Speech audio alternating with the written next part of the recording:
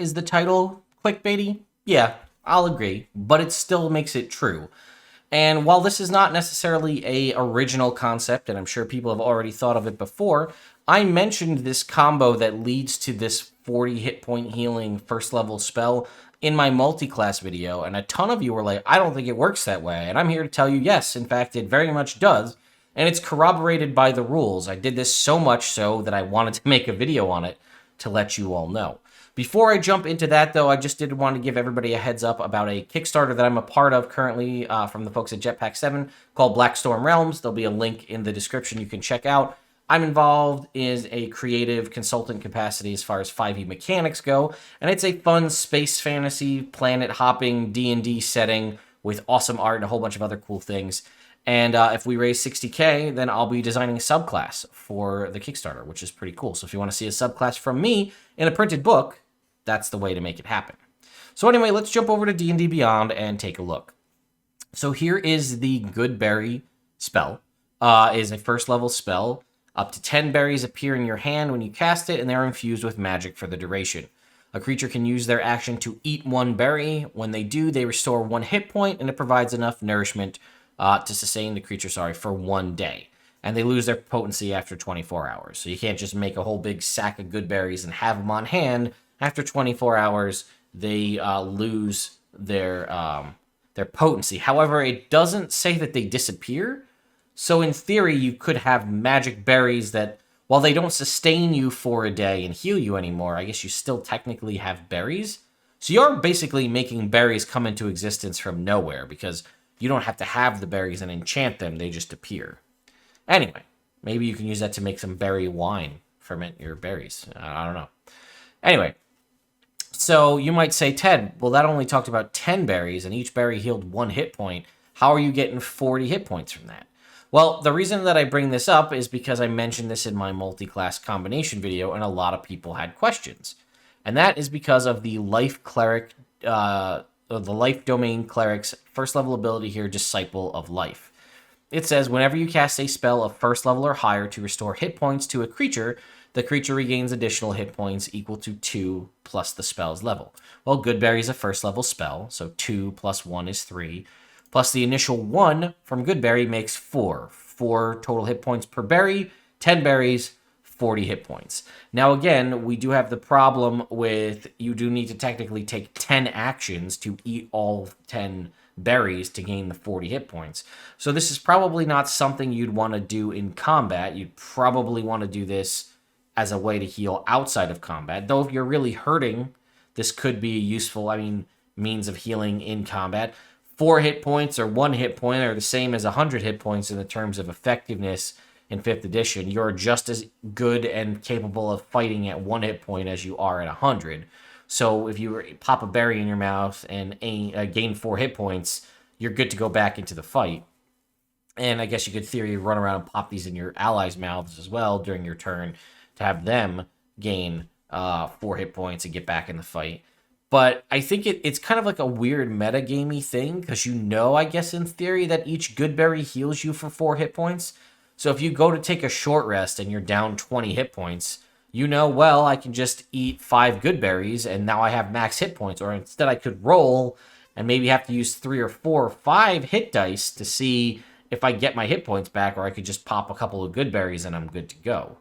And again, for a first level spell slot that heals 40 hit points, that is almost a better use of your spell slots than of using the time for a short rest.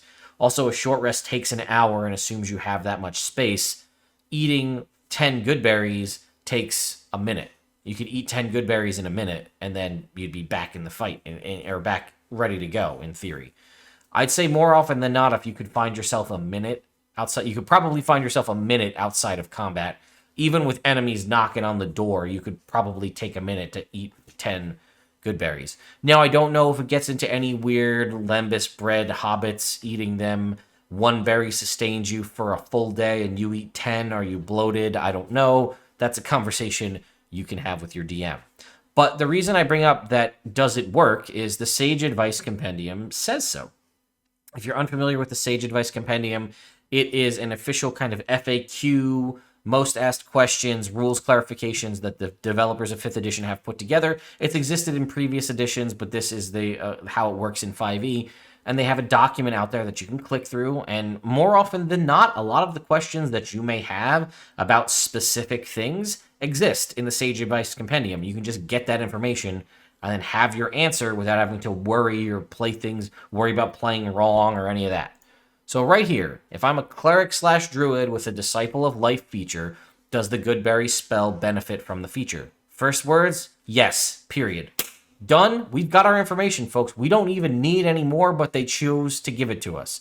The Disciple of Life feature would make each berry restore 4 hit points instead of 1, assuming you cast Goodberry with a first level spell slot. So there you go. That's the answer to the question. Yes, it does. Now, the reason it specifies there with a first level spell slot is because the Disciple of Life feature says whenever you use a spell of first level or higher to restore hit points to a creature, they regain the 2 plus the spell's level. There are ways, in theory, to get Goodberry outside of using a spell slot. The most prime example would be the Magic Initiate feat. You could, in theory, say, well, I want to be a level 20 level 20 cleric. I'll take Magic Initiate Druid, get myself 2 Druid cantrips, and then I'll get Goodberry, and then I can cast Goodberry once a day and get my free 40 hit points healing without tapping into my resources. Well, no, casting Goodberry from the Magic Initiate spell is not you using a spell slot. You're not using a spell of first level. You are using this feat's feature. While, yes, it's casting it at its lowest level, which is first, it does not use a spell slot, therefore it does not trigger Disciple of Life. Also, you do learn that spell, but you can look later in the Sage Advice right here. If we were to search Magic Initiate, that's not how you spell it. Initiate. Well, that'll be enough. You can't. I thought originally you could maybe get Goodberry through Magic Initiate, and then you learn it, and then therefore you could just cast it using your spell slots as a cleric. So not using the once a day feature for free, using it as using my cleric spell slots to cast Goodberry once a day. That way I could get around it. Well, that doesn't work either because of this section here, again, answered for me in the Sage Advice Compendium. If you have spell slots, can you use them to cast the first level spell you learn with the Magic Initiate feat? Meaning, like, if I have Goodberry and I have spell slots, can I use my spell slots to cast Goodberry? Yes, but only if the class you pick for the feat is one of your classes. For example, if you pick Sorcerer and you are a Sorcerer, the spellcasting feature for that class tells you that you can use your spell slots to cast the Sorcerer spells you know, so you can use your spell slots to cast the first level Sorcerer spell you learn from Magic Initiate. Similarly, if you are a Wizard and pick that class for the feat, you learn 1 first level Wizard spell, which you could add to your spellbook and subsequently prepare. In short, you must follow your character's normal spellcasting rules, which determine whether you can expend a spell slots on the first level spell you learn from Magic Initiate. Therefore, if I learn a spell that is a Druid spell, like Goodberry, Druid is not one of my classes, so I can't use my cleric slots to cast it. So the only way for this to work is to multi-class Druid cleric. You need to have at least 1 level of Druid or Ranger. I guess that's an option too. 1 level of Ranger, 1 level of Druid, 2 levels of Ranger to get spell slots, and at least a level of Life Domain Cleric. So that has to happen for this to work. You can't do both. You have to pick. So you can't do one or the other with no Magic Initiate working here. You need to either have a level of Druid or 2 levels of Ranger and at least 1 level in Life Cleric to make this build work. So you could, in theory, be a level 1 Druid, a level 19 Cleric, and spend most of your time in Life Cleric, but have that 1 level of Druid to get yourself a couple of extra spells you might not have access to, some cantrips, and more importantly, Goodberry, or maybe 2 levels in Ranger, get yourself a fighting style. I probably wouldn't go a 2-level dip for a first level spell. It seems kind of silly, but that obviously you'll have to figure that out on your own. Or you could flip it and go the other way. 1 level Life Cleric, 19 levels of Druid. And then, that's also something that could be fun to try out. So again, I leave this up to you to figure out how you want to do it, but I wanted to make a video separately discussing this specifically because so many of you were confused and unsure if this Goodberry Life Cleric thing works, and the Sage Advice Compendium answers it for us. So why go back and forth having an argument when I can just make a video and show everybody where I got that information? So anyway, that is it for me. My Icewind Dale Rime of the Frostbane giveaway is still going on till next Saturday. That's a chance to win the dice that I did a review of, the limited edition copy of the cover, as well as a standard edition copy of the cover. There are 3 winners. Right as that one ends, I'll have a fun giveaway going on for Spooky Times here for October, which I've been working on for a while, but I need to go out and pick up some supplies to finish it. And then I am finalizing my 50K giveaway. I'm hoping to finish that up tonight so I can get the post out maybe tomorrow or the next day to let you guys know what fun stuff I'm doing to celebrate reaching 50,000 subscribers here on the YouTubes. So thank you again to my patrons over on Patreon for continuing to support me and the channel. I will see you all next time.